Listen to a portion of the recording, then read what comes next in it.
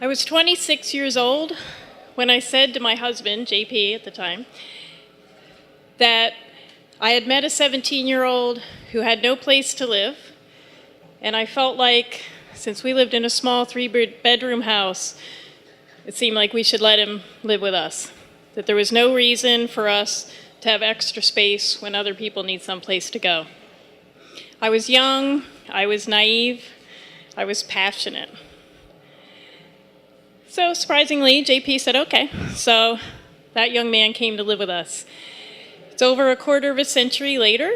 I've taken in more than 20 people into my home. I'm still naive and passionate. I'm not so young anymore. There have been many lessons that have been learned. In the years that I have shared my home with other people, when I'm talking to other people about it, I get a variety of comments about that. I've actually had a number of people say to me, I could never do that. I care too deeply about people. It would be too hard for me. That's incredibly difficult for me to listen to when I, of course, share more than just the space in my home.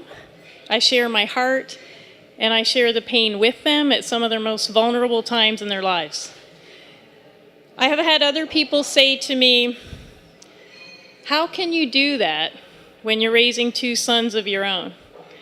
And I've often questioned myself, how will this impact my own children? There are times I joked as they were growing up, and I'd say to my friends, either they're going to grow up to be really generous people, or else they're never going to want to share anything for the rest of their lives.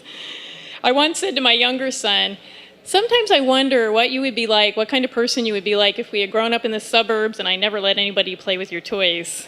And he said, I'd probably be a little less ghetto, but I'd be the same person.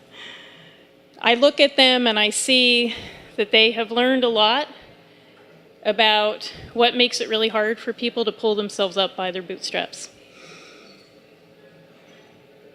Some people have said to me, wow, you keep doing this. You must have a lot of success.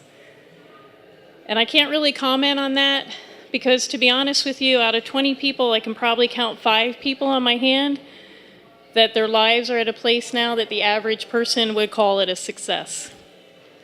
I've had people live with me that would range from people who are on parole, young mothers with their children. I had a 62-year-old friend that I used to go to church with that got laid off from her job and lost her home.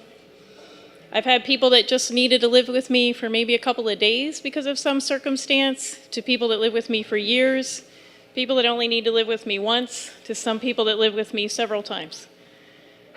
And I walk with each one of them. The hardest story really of all is a young man that I met when he was 14. He's currently serving a 30-year prison sentence in a federal penitentiary. In all of the different experiences that I've had, there's only one person that lived with me that I was actually a legal guardian for. She came to live with me when she was 11 years old. She lived with me for 2 months. I dedicate this story to her. Her name is Yolanda Dawson, and she gave me permission to share her name. She got locked up when she was 12 years old. It's really difficult to find placement for young girls who have committed a violent act. But that was her position. When she was 15, I begged a judge to let her live with us. I was still married at the time, and I asked that she could come and live with us, that she could just have a family. The judge gave permission for that. It was not successful. She self-destructed while she was living with us. In a court setting, I had to tell the judge that I could not offer her a safe home. She was not responding or following the structure I had to offer her.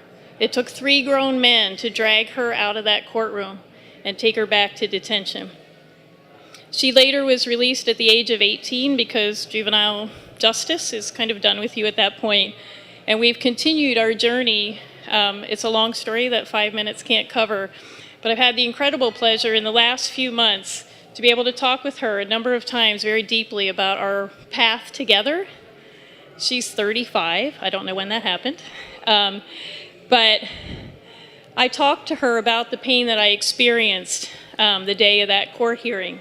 how I had a spiritual and emotional and personal crisis, that I was just brought to my knees by the truth that my love could not save her life. And she looked at me and she said, "Debbie, but you did save my life."